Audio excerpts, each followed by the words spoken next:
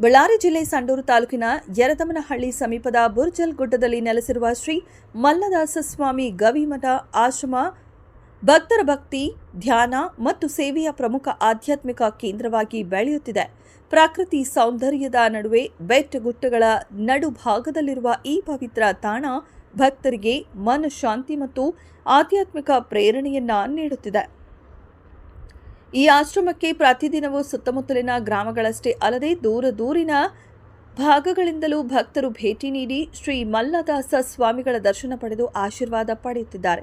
ಆಶ್ರಮದಲ್ಲಿ ಪೂಜೆ, ಭಜನೆ, ಧ್ಯಾನ, ಸತ್ಸಂಗ ಮತ್ತು ಧಾರ್ಮಿಕ ಉಪನ್ಯಾಸಗಳಂತಹ ಕಾರ್ಯಕ್ರಮಗಳು ನಿಯಮಿತವಾಗಿ ನಡೆಯುತ್ತಿದ್ದು, ಭಕ್ತರಲ್ಲಿ ಭಕ್ತಿ ಹಾಗೂ ಸತ್ಸಂಸ್ಕಾರಗಳನ್ನು ಬೆಳೆಸುವ ಕಾರ್ಯ ನಿರಂತರವಾಗಿ ಸಾಗುತ್ತಿದೆ.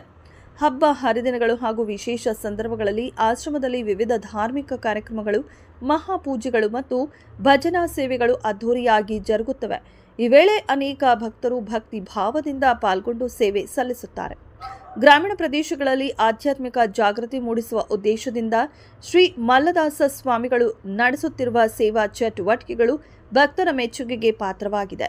ಧ್ಯಾನ, ಸತ್ಸಂಗ ಮತ್ತು ಸೇವೆಯ ಮೂಲಕ ಸಮಾಜಕ್ಕೆ ಒಳ್ಳೆಯ ಸಂದೇಶವನ್ನು ಸಾರುತ್ತಿರುವ ಈ ಗವಿ ಮಠವು ಜನರಲ್ಲಿ ಧಾರ್ಮಿಕ ಹಾಗೂ ನೈತಿಕ ಮೌಲ್ಯಗಳನ್ನು ಬೆಳೆಸುವ ಕಾರ್ಯ ಮಾಡುತ್ತಿದೆ. ಒಟ್ಟಾರೆ ಯರದಮನಹಳ್ಳಿ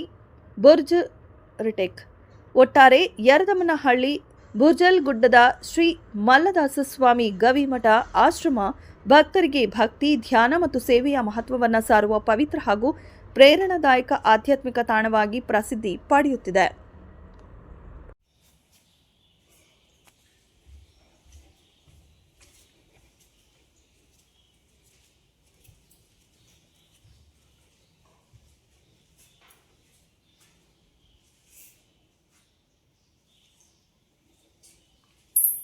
ಎಂದಕ್ಕೆಂದು ಬರ್ತಾರೆ. ಎಂದ ಆಗಿರ್ತಿದ್ದು 54 ಇಸ್ವಿಯಾಗ ಇವತ್ತಾದ ಪ್ರಭಾವ ಬೆಳಕಿಗೆ ಬರಬೇಕಾಗಿದೆ.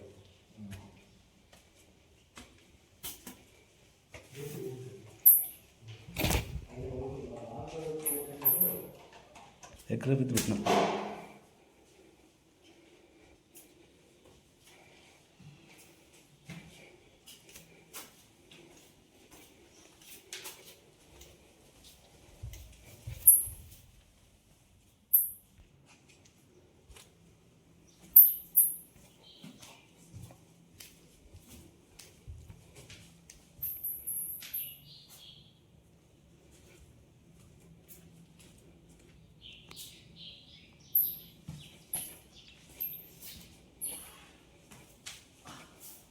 ಪ್ರಿಯ ವೀಕ್ಷಕರೇ, ಸಂಡೂರು ತಾಲೂಕಿನ ಚೋರ್ನೂರು ಹೋಬಳಿಯ ಯರದಮನಹಳ್ಳಿ ಗ್ರಾಮದ ಹತ್ತಿರ ಇರುವ ಮಲ್ಲದಾಸ ಸ್ವಾಮಿಗಳ ಮಠದಲ್ಲಿ ಇದ್ದೇವೆ. ಇಲ್ಲಿ ನಮ್ಮ ಜೊತೆಗೆ ಅವರು ಶಿಷ್ಯಂದಿರು ಇದ್ದಾರೆ.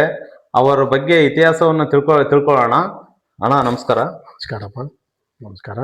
ಇವರು ದಾಸರಹಳ್ಳಿಯಿಂದ ಬಂದರು. ಶಿರವಾಳ ಅಂತ, ಅಲ್ಲಿ ಪಕ್ಕೇಲೆ ಚಳ್ಳಕೆರೆ ತಾಲೂಕು ಶಿರವಾಳ ಅಂತ. ಇವ್ರು ಗೌಡ್ರು ಮಂತೆಂದರು. ಆದರೂ ಅವರು ಸಾಕಷ್ಟು ಭೂಮಿ ಇದ್ದರೂ ಕೂಡ ಸುಮ್ಮನೆ ಫ್ರೀ ಕೊಟ್ಟು ಬಂದುಬಿಟ್ರು. ಹಾಸ್ಟ್ಲಿಗೆ, ಸ್ಕೂಲಿಗೆ ಕೊಟ್ಟು ಬಂದು ಬರೇ ಕೈಯಿಂದ ಬಂದಾರೆ ಇವರು. ಇಲ್ಲಿಗೆ ಬಂದು ಈ ಒಂದು ಗವಿನ ನೋಡಿ ನನಗೆ ಒಂದು ಧ್ಯಾನಕ್ಕೆ ಸರೋತತಿದು ಅಂತಂದು ಇವರು ಈ ಸ್ಥಾನನ ಆರಿಸ್ಕೊಂಡ್ರು. ಆದರೆ ಇದರಲ್ಲಿ ಅಡವಿ ಪ್ರಾಣಿಗಳು ವಾಸ ಮಾಡೋಂಥ ಜಾಗ ಇದು. ನರಿ ಇತ್ತು, ವಾಸ ಮಾಡ್ತಿತ್ತು ಅಲ್ಲಿ ಕಟ್ಟೆ ಮೇಲೆ. ಅವ್ರು ಆ ಕಡೆ ಮಲಗ್ತಿದ್ರು. ಹಿಂಗೆ ಜೀವನ ಮಾಡ್ಕೊಂತ ಇದ್ದಾಗ ಕತ್ತಲು ಆದರೂ ಜೀವನ ಮಾಡ್ಕೊಂತ ಹಂಗೇ ಬಂದಾಗ ಜನ ಜಾಸ್ತಿ ಆದಂಗೆಲ್ಲ ಈ ನರಿ ಬಿಟ್ಟೋಯ್ತು. ಬಹಳ ತಗ್ಗಿತ್ತಿದು. ಎಮ್ಗೆ ಪಗ್ಮೆಗೆ ತೆಗೆದು ಎಲ್ಲ ಗಲೀಜು ಇತ್ತು. ಅಂಥದ್ದು ವರ್ಣ ಮಾಡ್ಕೊಂಡು ಚೆನ್ನಾಗಿ ಮಾಡ್ಕೊಂಡ್ವಿ. ಈಗ ಬರೇ ಕೈಯಿಂದ ಬಂದಿರ್ತಾಗ ಅವ್ರ ತಗೋ ಕೆಲಸ ಮಾಡಿಸೋಕೆ ಆಗ್ತಿದ್ದಿಲ್ಲ. ತುಂಗಭದ್ರ ಅಶೇನಣ್ಣರ ಅಂತಂದು ಗುಡಿಕಲ್ಲರ್ ಅವ್ರು ಬಂದ ಸ್ವಾಮಿ ತಾಗ ಬಂದಾಗ ಒಂದು ವಾರದ ಗಟ್ಟಲೆ ಇದ್ದರು. ಅವಾಗ ಒಂದು 300 ರೂಪಾಯಿ ಕೊಟ್ಟಿದ್ರು ನಮಗೆ. ಮೆಟ್ಲನ್ನು ಹಾಕ್ಸ್ಬಿಡೋಣಪ್ಪ ಅಂತಂದು. ಇಳಿಯೋಕೆ ಬರೋಕ್ಕೆ ಕೂಡ ಎಡವಟ್ಟಿತ್ತು. ಅವ್ರು 300 ರೂಪಾಯಿ ಫಸ್ಟ್ ದಾನವಾಗಿ ಕೊಟ್ಟಿದ್ರು. ಅವರಿಂದಲೇ ಇದು ಮೆಟ್ಲು ಹಾಕ್ಸಿದ್ದು ಅಶೇನಣ್ಣರ ಅಂತಂದು ತುಂಗಭದ್ರ. ಆಮೇಲೆ ಅಲ್ಲಿಂದ ಕಾರ್ಯಕ್ರಮಗಳು ಅವ್ರವ್ರ ಅನುಕೂಲಗಳು ಕೊಟ್ಟಂಗೆ ಮಾಡ್ಕೊಂತ ಬಂದರು. ಕೆಲವು ಇವರು ಕೂಡ ದಾಸೋಹಕ್ಕಾಗಿ ಏನೂ ಇಲ್ಲದಾಗ ಹಿಂದೆ ಭೂಮಿ ಜಾಗ ಇತ್ತು, ಅವನ್ನೆಲ್ಲ ಕಲ್ಲು ಗುಂಡು ಎಬ್ಬಿಸಿ ದಾಸೋಹಕ್ಕಾಗಿ, ಶಿವರಾತ್ರಿಗಾಗಿ, ಊಟಕ್ಕಾಗಿ ಬೇಸಾಯ ಮಾಡಿ ಆ ದಾಸೋಹನ ಭಕ್ತಾದಿಗಳಿಗೆ ಊಟಕ್ಕಾಗಿ ಮಾಡಿದರು. ಇವರು ವ್ಯವಸಾಯ ಜಾಸ್ತಿ ಇಂಟ್ರೆಸ್ಟ್ ಎಲ್ಲರಿಗೆ. ರೈತರಿಗೆ ಕೂಡ ಇಂಟ್ರೆಸ್ಟ್ ಮಾಡಾಗೆ ಮಾಡ್ಬೇಕಂತಂದು ಭಾಳ ಹೇಳ್ತಿದ್ರು ವ್ಯವಸಾಯ. 5 ಗಂಟೆಗೆ ಬೆಲ್ ಹೊಡಿತಿದ್ರು, ಕಿತ್ತಾಡಿ ಗಂಟೆ ಬೆಲ್ಲು 5 ಸುತ್ತ ಕೇಳಿಸೋದು. ಆ ಬೆಲ್ ಹೊಡೆದೇಟಿಗೆ ಎಲ್ಲರೂ ಎದ್ದು ಕೆಲಸ ಮಾಡೋರು. ಮಾಗೆ ಮಾಡೋಕೆ ಸುಮ್ಮನೆ ಇರಬಾರ್ದತ್ತ, ಸೋಮಾರಿಗಳಾಗಬಾರ್ದು ಅಂತಂದು ಅವ್ರು ಒತ್ತೊತ್ತಿ ಹೇಳ್ತಿದ್ರು. ಪ್ರತಿಯೊಂದು ದಿನ ಹೋಗಿ ಹಂಗೆ ವಿಚಾರ ಹೇಳ್ತಿದ್ರು ಊರಾಗ, ಸುತ್ತ ಹಳ್ಳಿಗಳಾಗ. ಆಮೇಲೆ ಬರ್ತಾ ಬರ್ತಾ ತೆಲಂಗಾಣ, ರಾಯಚೂರು, ಬೆಂಗಳೂರು, ಎಲ್ಲಿ ಹೊಸಪೇಟೆ ಎಲ್ಲ ಕಡೆನೂ ಇವರು ಬ್ರಹ್ಮಾಂಡದಾಗ ಎಲ್ಲ ಕಡೆ ಹೋಗಿ ವಿಚಾರ ಹೇಳ್ಯಾರ. ಹಿಂದೆ ಅವ್ರ ವಿಚಾರದವರು ಕೆಲವು 5 ಜನ ಬಂದು ಹೋಗ್ತಿದ್ರು ಹಂಗೆ. ಈಗ ಅವರಿಗೂ ಬಂದು ನೆನೆಸ್ಕೊಂಡು ಇದನ್ನ ಅವರು ಆಶೀರ್ವಾದ ತಗೊಂಡು ಹೋಗ್ತಿರ್ತಾರೆ ಬಂದರು ಕೂಡ. ಈಗ ಉಣಿವೆ ತಿಂಗಳ ಉಣಿವೆ ಕೂಡ ನಡೀತಾ ಇದಾವ. ಭಾಳ ಕತ್ಲಿದ್ದದಕ್ಕೆ ಅಲ್ಲಿಗೆ ಈ ಸ್ವಾಮಿ ಗೋರ್ಪಡೆಯರು ಕರೆಂಟ್ ತಂದರು, ನೀರು ತಂದರು ಬೋರ್ ಹಾಕ್ಸಿ. ಆ ಒಂದು 2 ಕೆಲಸ ಆದೇಟಿ ಅವ್ರೊಂದು ಹುಟ್ಟುಹಬ್ಬ ಇಲ್ಲೇ ಮಾಡ್ಕೊಂಡು ಹೋದ್ರು ಗೋರ್ಪಡೆಯರು. ಚೆನ್ನಾಗಾಯಿತು. ಈ ನಾಗರಾಜ್ ಮೇಷ್ಟ್ರು ಅಂತಂದು ಅವರು ಹಣ ಒಂದು ಉಣಿವೆ ಮಾಡಿಸಿದ್ರೆ ಚೆನ್ನಾಗಿರುತ್ತೆ ಅಂತಂದ್ರು. ಅವರು ಒಂದು ಫಸ್ಟ್ ಉಣಿವೆ ಅವರೇ ಮಾಡಿಸಿದ್ರು. ಈಗ ಒಂದು 200 ಉಣಿವೆ ಮೇಲೆ ಆಗ್ತಾ ಇದಾವ. ಆ ಉಣಿವೆದಿಂದ ಜನಗಳು ಕೂಡ ನಾನು ಅಡುಗೆ ಮಾಡಿಸ್ಬೇಕು, ನಾನೊಂದು ಉಣಿವೆ ಮಾಡಿಸ್ಬೇಕು ಅಂತಂದು ಜನಗಳು ಕೂಡ ಮುಂದೆ ಬರ್ತಾ ಇದ್ದಾರೆ. ಒಳ್ಳೆ ಚೆನ್ನಾಗಿ ಆಗ್ತತೆ. ಆಧ್ಯಾತ್ಮ ವಿಚಾರ, ದಾಸೋಹ ಕಾರ್ಯಕ್ರಮ, ಒಂದು ಹೊರನಾಡು ಬಂದಂಗೆ ಒಂದು ಸಂತೋಷವಾಗಿ ಒಂದು ಜೀವನ ಕಳೆದು 1 ದಿನ 2 ದಿನ ಇದ್ದು ಹೋಗ್ತಾರೆ ಜನಗಳು. ಇದೆಲ್ಲ ಇಂದ ಸುತ್ತ ಕೆರೆ ಇರೋದ್ರಿಂದ ಭಾಳ ಶೃಂಗಾರವಾಗಿ ಕಾಣ್ತದೆ. ಇದು ಜನ ವಾತಾವರಣ ಎಲ್ಲ ಚೆನ್ನಾಗಿರ್ತತೆ. ಇಲ್ಲಿ ಸಂತೋಷ್ ಲಾಡ್ ಕೂಡ ಬಂದು ಒಂದು ಸಲ ರಸ್ತೆ ಹಾಕಿಕೊಟ್ರು, ಶಿಶಿ ರಸ್ತೆ, ಅದು ಚೆನ್ನಾಗೈತೆ. ಮತ್ತು ಇನ್ನು ಇದು ತಿಂಗಳ ಬರೋದಲ್ದಲೇ ಈ ಬರ್ತಾರ ಇವ್ರ ಭಕ್ತಾದಿಗಳು, ಅಣ್ಣ ಕುಟುಂಬದವ್ರು ಕೂಡ ಬಂದು ಕಾರ್ಯಕ್ರಮದಲ್ಲಿ ಭಾಗವಹಿಸಿ ಹೋಗ್ತಾರೆ ವರ್ಷ ಅಲ್ಲಿ. ಊರಿನ ಗ್ರಾಮಸ್ಥರು ಕೂಡ ಬರ್ತಾರೆ. ಅದು ಇದು ಏನೋ ಒಂದು ಅವ್ರವ್ರ ಅನುಕೂಲ ಇದ್ದಷ್ಟು ದಾನವಾಗಿಯೂ ಕೊಟ್ಟ ನಾವು ಕೆಲಸವನ್ನು ಮಾಡ್ತಾಯಿದ್ದೀವಿ. ಯಾವುದೋ ದಾಸೋಹಕ್ಕಾಗಿ ಕೂಡ ಕೆಲವು ಕೊಡ್ತಾರಪ್ಪ ಊರಾಗ ಕೂಡ, ಅದರಿಂದ ಕೂಡ ದಾಸೋಹ ಮಾಡ್ತಾಯಿದ್ದೀವಿ ಭಕ್ತಾದಿಗಳಿಗೆ ಅನುಕೂಲ ಆಗಲ್ಲ ಅಂತ. ವರ್ಷ ಗೌಸ್ವೀರ ಸ್ವಾಮಿಯರು ಅಂತಂದು ಗಾಜೀವ ಶಿಪಿರ ಸ್ವಾಮಿಯರು ಅಂತಂದು ಬರ್ತಾಯಿದ್ರಿ ಮಠಕ್ಕಾಗಿ. ಅವಾಗ ಕೂಡ ಖರ್ಚು ಬಂದವಕ್ಕೆಲ್ಲ ದಾಸೋಹ ಊರವರು ಅಲ್ಲಿ ಭಕ್ತಾದಿಗಳು ಯಾರು ಇಲ್ಲ ಅಂದಂಗೆ ಕೊಡ್ತಾರೆ, ನಡೀತಾ ಐತೆ. ನೋಡಪ್ಪ ಎಲ್ಲ ಎಷ್ಟೋ ಈಗ ಇಲ್ಲಿ ಜಾತಿ ಭೇದ ಇಲ್ಲ ಯಾರಿಗೂ. ಅವ್ರು ಇವ್ರು ಹಂಗೆಲ್ಲ ಎಲ್ಲರೂ ಒಂದೇ ಅಂತಂದು ಬಾಣಿಸ್ಕೊಂಡು ಹೋಗ್ತೀವಿ. ಎಲ್ಲ ವಿಚಾರದಲ್ಲಿ ಭಾಳಷ್ಟು ಸ್ವಾಮಿಯರು ಕೆಲವು ತತ್ವಗಳು ಕೂಡ ಬರ್ದಾರ, ಹಾಡುಗಳು ಬರ್ದಾರ. ತತ್ವಗಳಲ್ಲಿ ವಿಚಾರಧಾರೆಯಾಗಿ ಭಾಳ ವಿಚಾರವಂತದ್ರು ಅವರಂಥ ವಿಚಾರನೂ ಬರ್ದಾರ. ಎಲ್ಲ ಚೆನ್ನಾಗೈತೆ. ಇವರು ಒಂದು ಗುಡಿಕಲ್ ಮಾರ್ಗದಾರೆ ಇವರೆಲ್ಲ ಜಾಸ್ತಿ. ಅದರಿಂದ ದೇವರು ಒಬ್ಬನೇ ಅಂಬೋದಂದೇ ಹೇಳ್ತಿದ್ರು ಇವರು. ಮನುಷ್ಯನ ಕಳಿಸ್ಯಾನ ದೇವರು, ಎದಕ್ಕೆ ಕಳಿಸ್ಯಾನ ಅಂಬೋದು ವಿಚಾರ ಮರ್ತು ಬಿಟ್ಟದ್ದು ಬಂದು ಅದನ್ನು ಎಚ್ಚರ ಮಾಡೋಕ್ಕಾಗಿ ಬಂದಿರೋದು ಇವರು.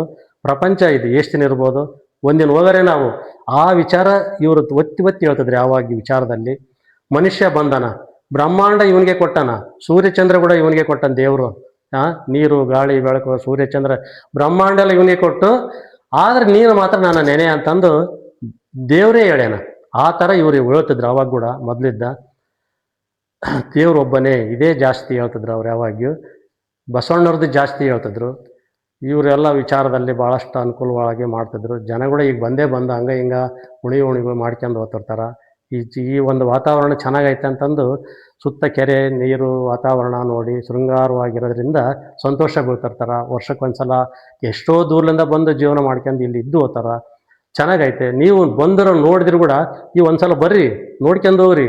ಒಳ್ಳೆ ಚೆನ್ನಾಗಿರ್ತತೆ. ಇಂಥ ಜಾಗ ಎಲ್ಲಿ ಇಲ್ಲ, ಇಂಥ ಜಾಗ ಎಲ್ಲಿ 2 ಗುಂಡು ಹಿಂದೆ ಒಂದು ಗುಂಡು, 1000 ಜನ ಇರೋಂಥ ಒಂದು ಪ್ಲೇಸ್ ಐತಿ ಇದಕ್ಕೆ. ಇಲ್ಲಿ ಅವರೇ ಇಲ್ಲಿ ಸಮಾಧಿ ಆದರು. ಜೀವ ಸಮಾಧಿ ಆಗಲಿಲ್ಲ ಇವರು. ನಮ್ಮ ಜೀವ ಹತ್ಯೆ ಆಗ್ತತೆ ಅಂತಂದು ಜೀವ ಸಮಾಧಿ ನಮ್ಮ ಮಾರ್ಗದಲ್ಲಿ ಇಲ್ಲ ಅಂತಂದು ಅವರು ಅದೇ ಶವ ಕೊಟ್ಟು ಇಲ್ಲೇ ಇವು ಸಮಾಧಿ ಮಾಡ್ಕೊಂಡಾರ ಮಠದಲ್ಲಿ. ಚೆನ್ನಾಗೈತೆ. ಮಠದಲ್ಲಿ ಕೂಡ ಇದೇ ಸಮಾಧಿ ಆಗೈತೆ. ಸಮಾಧಿ ಮಾಡಿ ಇವರು ಕಾಯಿ ಬಿಟ್ಟಾಗ ಇಲ್ಲಿ ಮಾಡಿಸಿದ್ರು.